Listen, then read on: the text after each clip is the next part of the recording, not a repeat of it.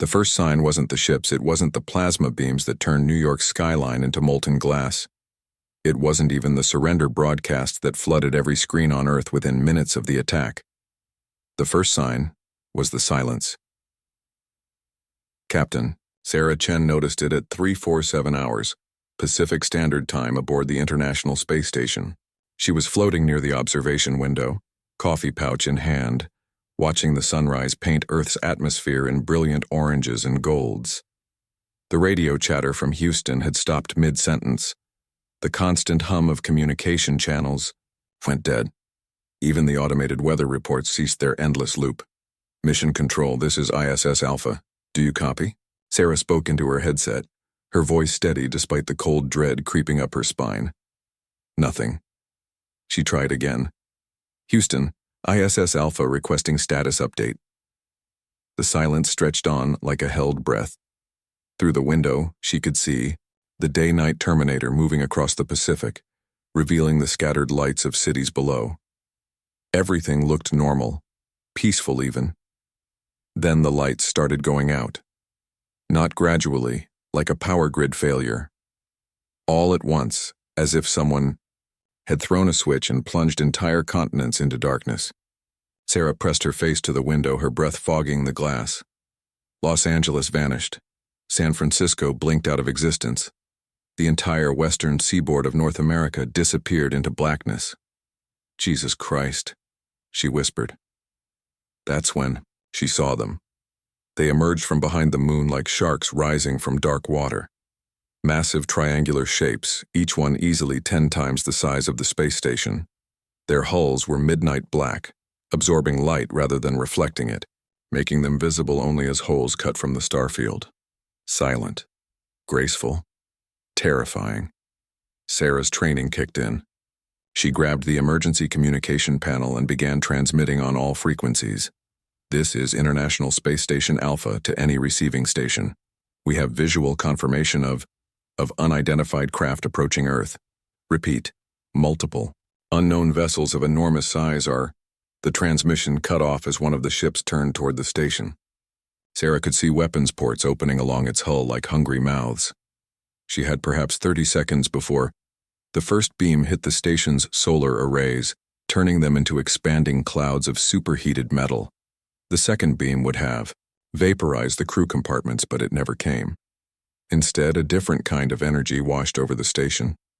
A scanning beam that left Sarah feeling violated, as if something had just rifled through her mind like a filing cabinet. Then a voice filled her head, not through the radio. Inside her skull. Interesting. You are not entirely what we expected. The voice was cold, analytical, with an undertone that made Sarah's teeth ache. She tried to respond, but her vocal cords wouldn't obey. The presence, in her mind, pressed deeper, and she felt her memories being examined, cataloged, filed away.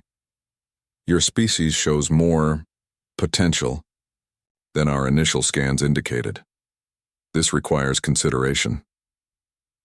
The scanning beam shut off, leaving Sarah gasping and clutching the handholds to keep from floating away. Through the window, she watched the fleet of impossible ships spread out across Earth's orbital space like a net. More beams lanced down to the surface. Not the destructive plasma that had taken out the power grids, but those same scanning rays that had just violated her mind. They weren't just attacking Earth. They were studying it. Sarah managed to activate the station's backup communication system, a hardened military channel that should have survived whatever electromagnetic pulse had knocked out the civilian networks. This is ISS Alpha calling any military station. Priority Alpha emergency. We are under attack by unknown hostile forces. They're scanning us, like we're specimens in a lab. Static answered her for several long seconds. Then a gravelly voice crackled through the interference. ISS Alpha, this is NORAD Deep 6. We copy your transmission. Ma'am, I need you to listen very carefully. We've lost contact with most surface installations, but we're reading massive energy signatures worldwide. How many ships can you see from your position? Sarah counted the dark shapes spreading across her field of view. At least 40, maybe 50, and these are just the ones I can see from here. Copy that. Ma'am, we're tracking similar formations over every major population center on Earth. Conservative estimate puts their numbers at over 3,000 vessels. 3,000. Sarah felt the number hit her like a physical blow. Even if every military on Earth worked together, they didn't have enough firepower to threaten a force that size. NORAD, are we surrendering? The pause stretched so long that Sarah thought the connection had been lost. Negative, ISS Alpha. We don't surrender. We adapt. To Chapter 2. The specimen collection. Dr. Elena Vasquez pressed her back against the cold concrete wall of the university's basement and tried to control her breathing. Through the narrow window near the ceiling, she could see the scanning beams sweeping back and forth across the campus like searchlights. Each time one passed over the building, she felt that same invasive presence trying to push into her mind. But unlike most people, Elena knew how to push back. Professor? The voice came from Marcus Kim, her graduate student, who was huddled in the corner with 3 other survivors from the physics department. What's happening to everyone out there? Elena had been wondering the same thing. For 6 hours, the scanning beams had been methodically covering every inch of the campus. People caught in the beams stopped moving, their eyes rolling back in, their heads as if they were having seizures. Then they would stand up, walk calmly to the nearest open area, and simply wait. Hundreds of them now stood in the university's main quad, perfectly still, staring at the sky. Faculty, students, security guards, maintenance workers, all of them just waiting for something Elena was pretty sure she didn't want to see. They're being processed, she said finally. Those beams aren't just scanning. They're sorting, looking, for something specific. How do you know that? Asked Dr. Sarah Williams from the chemistry department. How do you know any of this? Elena hesitated. She'd spent 15 years working for DARPA before joining the university, and most of that work was still classified. But with hostile aliens literally overhead, classification seemed less important than survival. Because I've seen this before. Not aliens, but the principle. Mass population screening using directed energy fields. We theorized it was possible back in '09, but the power requirements were astronomical. These things, she gestured toward the window. They solved the power problem. Marcus crept closer to the window and peered out. Professor, I think they're done scanning. Look. Elena joined him at the window. The beams had stopped sweeping. Instead, they were now focused in tight columns, each one centered on one of the motionless people in the quad. And those people were starting to glow. Everyone get back from the window. Now. They barely made it to the far wall before the light erupted outside. Not the harsh, destructive energy they'd seen earlier, but something gentler, warmer.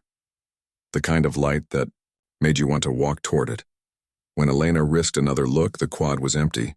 Every single person who had been standing there was gone, vanished as if they'd never existed. In their place were small metallic discs embedded in the ground, each one humming with barely contained energy. Transport anchors, Elena whispered. They've been taken somewhere. Taken where? Sarah's voice was barely above a whisper. Before Elena could answer, a new sound filled the air. Not the deep thrumming of the alien ships, but something higher pitched. Mechanical. Familiar. Helicopters, Marcus said. Military helicopters. Through the window they could see a formation of Apache gunships rising over the hills east of campus, their rotors chopping frantically at the air. Behind them came larger transports, Chinooks and Blackhawks flying low and fast. Elena felt a surge of hope. Maybe the military had found a way to fight back. Maybe the lead Apache fired its first Hellfire missile at the nearest alien ship.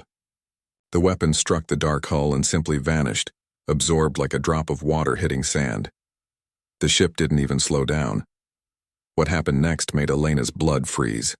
The alien vessel rotated slowly until its weapons ports faced the approaching helicopters.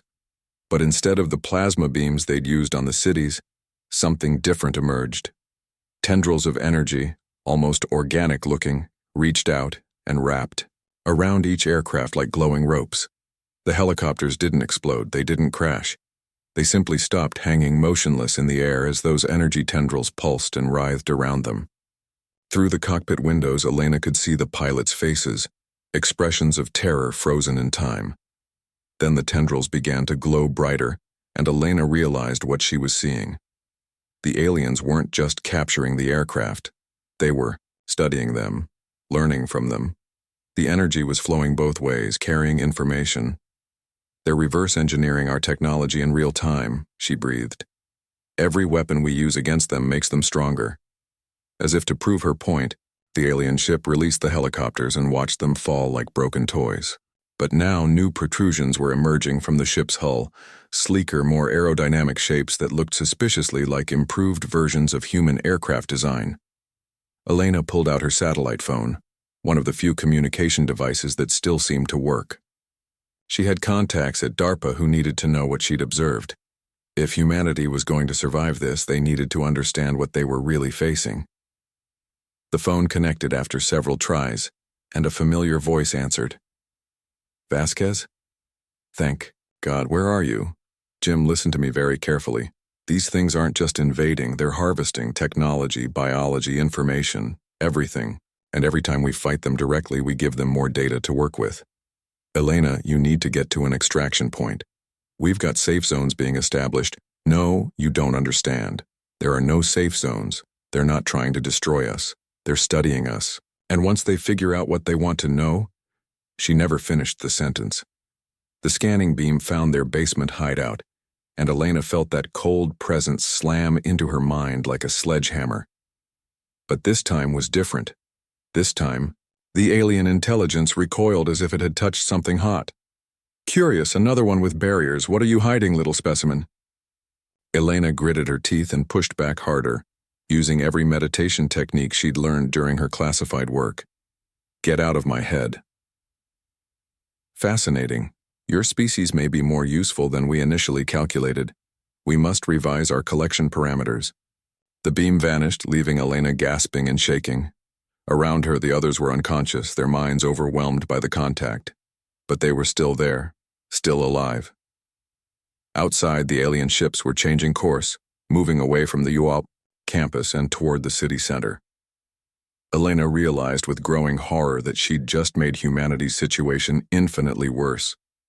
They'd found something interesting. Chapter 3. The resistance forms. General Marcus Thompson had seen enough wars to know when he was losing. The difference this time was that losing meant extinction. He stood in the command center of NORAD's Cheyenne Mountain Complex, watching situation reports pour in from around the globe. London, 60% population missing. Tokyo, complete, communication blackout. Moscow, last military transmission received 14 hours ago. The pattern was consistent and terrifying. The aliens weren't conquering Earth so much as harvesting it. Sir, Lieutenant Hayes called from her station. We're getting another transmission from ISS Alpha. Put it through. Captain Chen's voice crackled over the speakers, distorted by interference from the alien ships. NORAD, this is ISS Alpha. I've been monitoring their formations for the past 8 hours. They're not randomly positioned, they're creating some kind of global network. Thompson studied the tactical display showing alien ship positions. Explain. The vessels are maintaining precise geometric relationships with each other. Perfect triangulation points covering the entire surface. It's like they're building a scanning array the size of the planet. Dr. Reeves from the science team looked up from his console. General, if Captain Chen is right, they could be preparing for a massive data extraction. Everything humanity knows, every piece of information stored digitally or in human memory, they could take it all at once. Thompson felt the weight of command pressing down on him. Every decision he made in the next few hours might determine whether the human race survived or became a footnote in some alien database. What do we know about their defenses? Conventional weapons are useless, reported Colonel Martinez. Nuclear weapons seem to be absorbed and converted to energy for their systems. We've tried everything from EMPs to kinetic bombardment. Nothing works. Then we get unconventional. Thompson turned to Dr. Reeves. What about that professor you mentioned? The one who claims to understand their scanning technology? Dr. Elena. Vasquez. She was working on classified projects for us until 2018. If anyone could find a weakness in their systems, it would be her. Where is she now? Hayes checked her screen. Last contact was from UC San Diego campus. She reported that the aliens showed unusual interest in individuals who could resist their mental probes. Thompson felt pieces of a plan beginning to form. It was desperate, probably suicidal, but it was better than waiting for extinction. Get me a secure line to every military installation still online, and find me everyone, military, civilian, doesn't matter, who's shown resistance to their scanning beams. If these things are building a collection network, maybe it's time we gave them something they weren't expecting to find. Meanwhile, 3,000 miles away, Elena was discovering that resistance came with a price. She'd managed to get her small group of survivors to an abandoned subway tunnel beneath downtown San Diego. The aliens seemed to have trouble scanning through certain types of bedrock, giving them temporary sanctuary. But temporary was the key word. They're adapting, she explained to the dozen other survivors they'd picked up along the way. Every time someone resists their scans, they learn something new. Their next attempt is stronger, more focused. So what do we do? Asked Marcus, her graduate student. Just give up? No. We use their curiosity against them. Elena pulled out her laptop, running on battery power and connected to a hardened satellite uplink. I've been analyzing the pattern of their collections. They're not taking everyone, they're being selective. She showed them her data. See this? They consistently take individuals with specific skill sets, engineers, scientists, military leaders, doctors. But they also take people who show unusual resistance to their mental probes. They're collecting problem solvers and rebels. Why would they want rebels? Asked Sarah from chemistry. Because they need to understand how we think when we're fighting back. They're studying human resistance itself as a phenomenon. Elena's phone buzzed with an encrypted message from NORAD. As she read it, her eyes widened. What is it? Marcus asked. They want us to surrender, not give up. Surrender to the aliens, voluntarily. The group stared at her in disbelief. Professor, that's insane, Sarah said. Why would we do that? Elena looked at her laptop screen where she'd been tracking the alien collection patterns. Because if I'm right about what they're building, someone needs to be on the inside when they activate it. And the only way to get inside is to let them take you. That's a suicide mission. Maybe. Or maybe it's the only chance humanity has. Elena began typing rapidly. I'm sending my analysis to NORAD. If they can coordinate a simultaneous resistance, event worldwide, get enough people to fight back at the exact same moment the aliens activate their network, it might overload their processing systems. Might? It's a theory. But it's better than waiting for them to finish cataloging us and decide whether we're worth keeping alive. Above them, the scanning beams were intensifying. Elena could feel the alien presence probing at the edges of her consciousness, testing her defenses. Each probe was stronger than the last, more insistent. Soon, resistance would no longer be possible. The choice would be surrender or destruction. Elena saved her data and closed the laptop. I'm going up there. I'm going to let them take me. Professor, no. Listen to me. When they take someone, they don't just transport the body. They scan. The entire mind first, looking for useful information. If I can hide a virus in my own memories, a piece of code designed to disrupt their systems from within, maybe I can give humanity a fighting chance. Marcus grabbed her arm. You don't even know if it will work. No, I don't. But I know what happens if we do nothing.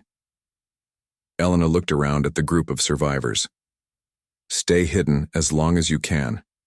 When you see the scanning beams intensify worldwide, that's when they'll activate the network. If I succeed, you'll know. If I don't... She didn't need to finish. They all understood. Elena climbed the stairs leading up from the subway tunnel. Behind her, she could hear Marcus calling her name, but she didn't turn back. At the top of the stairs was a maintenance hatch leading to the street. She pushed it open and stepped into the alien-occupied city. The scanning beam found her immediately. Chapter 4. The Network Awakens. Captain Sarah Chen watched from the International Space Station as Earth transformed into something unrecognizable. The alien ships had completed their positioning, forming a perfect geodesic pattern around the planet. Energy beams now connected each vessel to its neighbors, creating a glowing web that pulsed with increasing intensity. "NORAD, this is ISS Alpha. The network is activating. I'm seeing massive energy buildup across all vessels." General Thompson's voice crackled through the interference. "Copy that, Captain. All ground stations report the same thing. Whatever they're planning, it's happening now." Sarah pressed her face to the observation window. Below, the night side of Earth was no longer dark. The scanning beams had intensified until they formed solid columns of light connecting the ships to the surface. In those columns, she could see shapes, thousands of them rising from the ground like reverse shooting stars. "General, they're collecting people. Mass extraction on a scale I've never seen. The beams are pulling up everything they've marked." "How many?" Sarah tried to count but gave up as the numbers became meaningless. Millions, maybe tens of millions, all simultaneously. What she didn't tell NORAD was what she could see inside those transport beams. The people being lifted weren't unconscious. They were awake, aware, their faces visible in the brilliant light, and they were fighting. Even as they were being taken, even knowing they couldn't escape, they were still trying to resist. Sarah found herself thinking of Dr. Vasquez, who had voluntarily walked into one of those beams 12 hours ago. Had she succeeded in her desperate plan? Would they ever know? The answer came sooner than expected. Elena's consciousness existed in a space that wasn't quite physical, wasn't quite digital.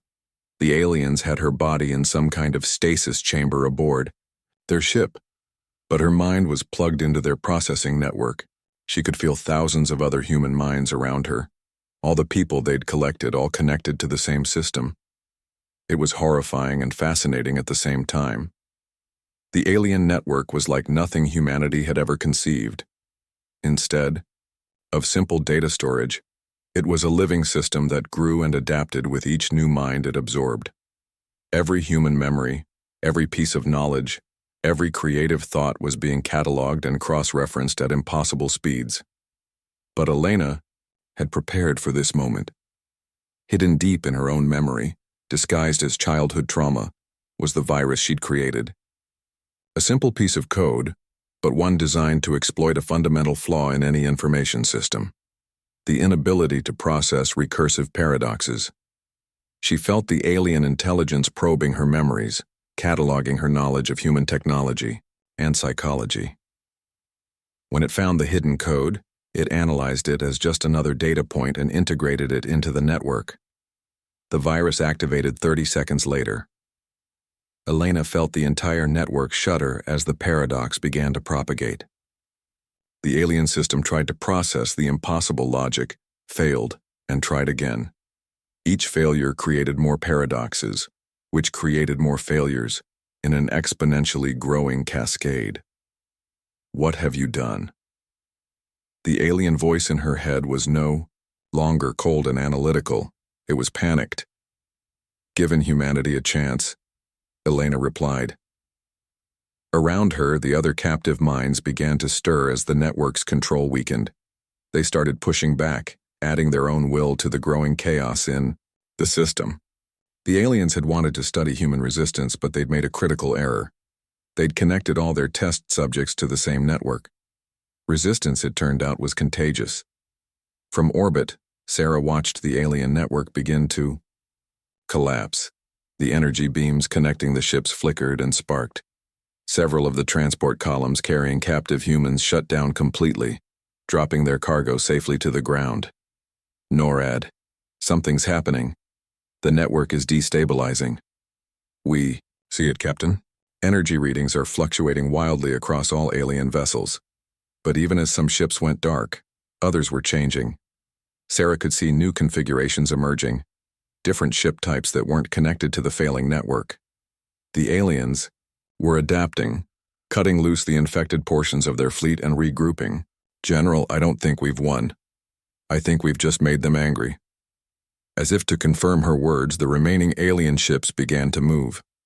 Not the graceful, measured movements they'd shown before, but sharp, aggressive maneuvers.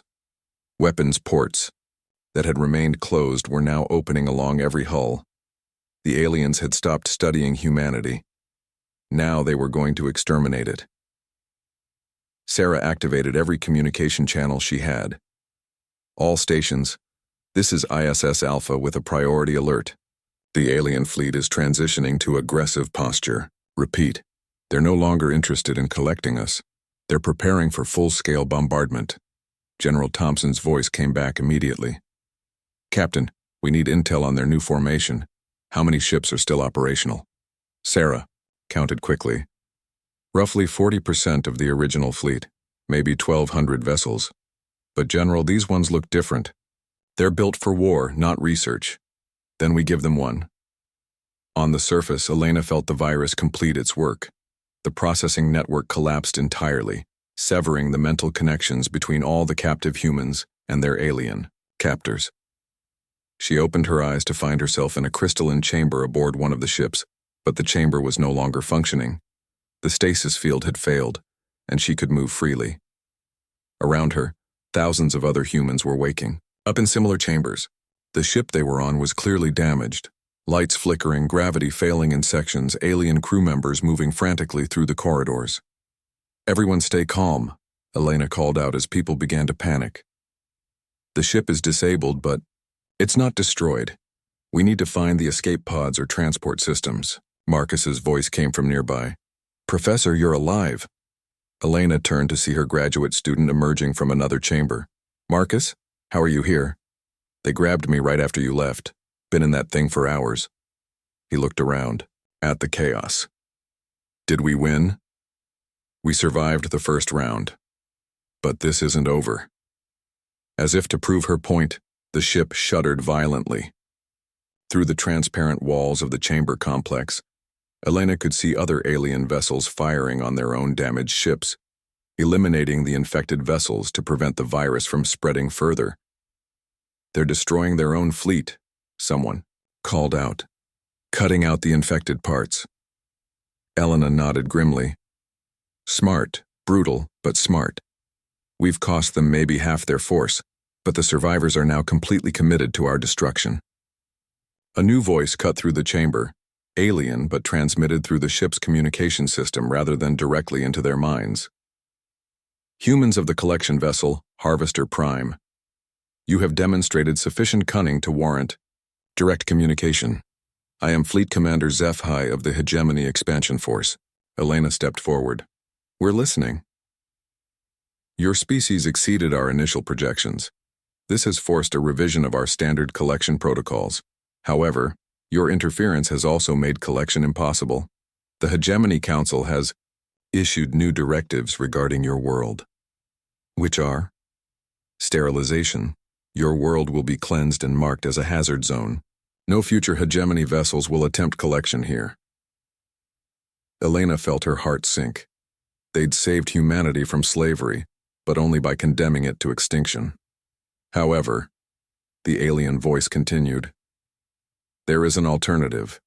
Your demonstration of strategic thinking and adaptive resistance has identified your species as potentially useful in our ongoing conflicts with other resistant civilizations.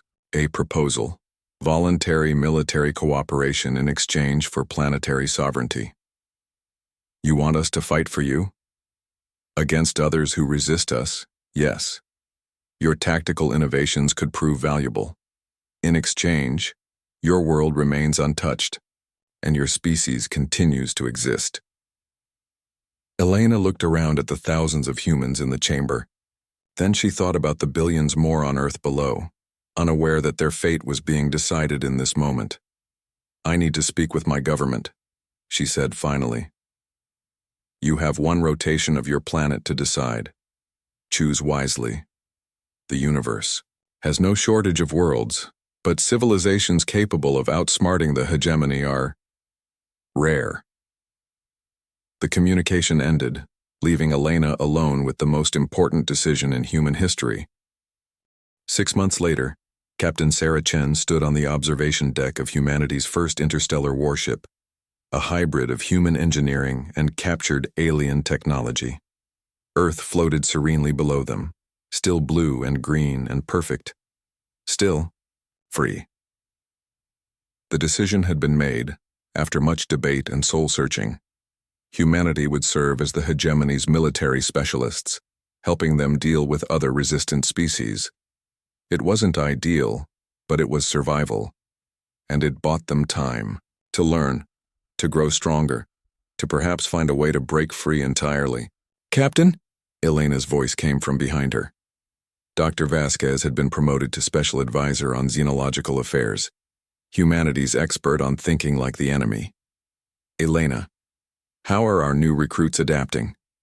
"Better than expected. Turns out, being conquered makes excellent motivation for learning how to fight."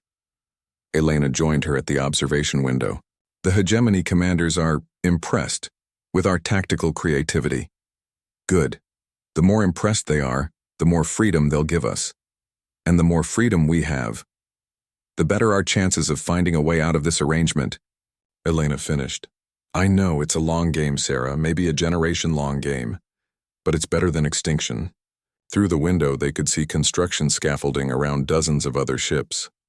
Humanity was building a fleet, ostensibly for the hegemony, but designed and crewed entirely by human hands. Each ship contained innovations the aliens hadn't thought of, backup systems they didn't know about, hidden capabilities that might prove useful someday. "Any word from the resistance network?" Sarah asked. Elena smiled. "Growing every day. Turns out other species don't like being conquered any more than we do. The hegemony's greatest strength, their ability to absorb and utilize other civilizations, might also be their greatest weakness." "How so?" "Because every civilization they absorb keeps their knowledge, their culture, their desire for freedom. They're not creating an empire. They're creating a galaxy-wide resistance movement, they just don't know it yet." Sarah nodded, watching Earth turn slowly below them. Somewhere down there, children were being born, who would grow up free because of the choice made that day. Someday those children might live in a galaxy where freedom was more than just a temporary arrangement. "Elena?" "Yes?"